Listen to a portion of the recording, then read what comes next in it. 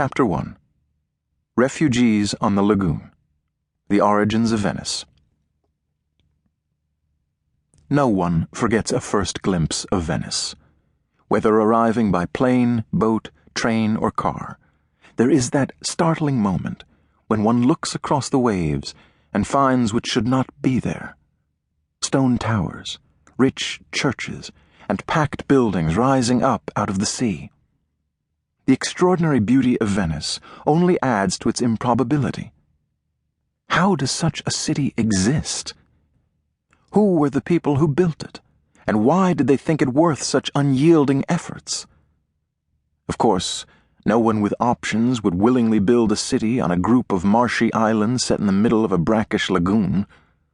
Venice was a child of necessity, built by the survivors of an ancient world that was quickly passing away. They didn't choose to construct a shimmering jewel in the sea, and they couldn't have imagined that their refuge would one day serve as a tourist playground. They chose merely to live free, and found that to do so, they had to make a home in the water. In those early years, important elements of the Venetian character were being forged.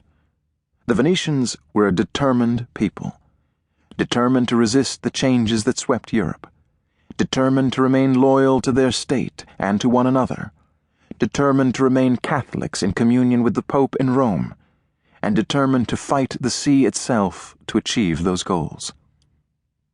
The earliest Venetians were Romans, citizens of an empire that had long ago brought unprecedented peace and prosperity to the Western world. Unfortunately for them, by the 5th century AD, the peace was sporadic and the prosperity rapidly disappearing.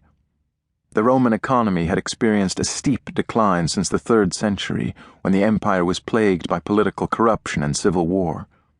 The path to imperial power in those days was the military. Every Roman general entertained the idea that the next emperor might be found in his own shaving mirror. Emperors in the 3rd century held on to power only so long as they kept their troops happy and watched their rivals closely. As the empire crumbled from within, it was attacked from without. Waves of barbarian invasions swept across the western half of the empire in the 4th and 5th centuries, leaving devastation and suffering in their wake. Particularly hard hit were the Italian lands at the northern end of the Adriatic Sea, what is today the Veneto, Friuli, Venezia, Giulia regions of Italy. The main thoroughfare between the Eastern and Western Empire was a Roman road known as the Via Postumia, which crossed directly through this region. The cities along this Roman road were prosperous trading centers. Some, like Batavium and Aquileia, were among the wealthiest in the empire. But Rome could no longer defend them. It could not even defend itself.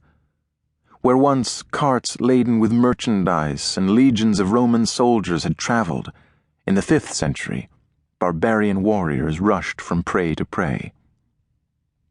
In happier days, the Venetian lagoon just off the coast had been a haunt of fishermen and wharf workers, as well as an occasional vacation home of the well-to-do. It was one of a string of lagoons that stretched from Ravenna to Aquileia, each connected by Roman navigational channels. The lagoons were the offspring of the Alps. Each winter, when the alpine snow melts, the rivers of northern Italy swell with rushing waters, bearing the rock and silt of their mountain passage. This debris makes its way down the mountains and across the plains until at last it empties into the Adriatic. Yet not all of it is swept away. Currents and tides in the Adriatic cause some of the sediment to form banks of sand and dirt parallel to the shore, called lidi. Water trapped behind these long sandy islands form shallow lagoons, where water is naturally less agitated than the sea, making it an ideal harbor for vessels. Since water flows out at low tide through breaks in the lidi, there is more time for sediment to deposit in the lagoon, resulting in islands, bars, and canals through which the water drains. Left to its own devices, a lagoon like this eventually silts up completely, becoming part of the mainland. Indeed, this is what happened to most of the lagoons from the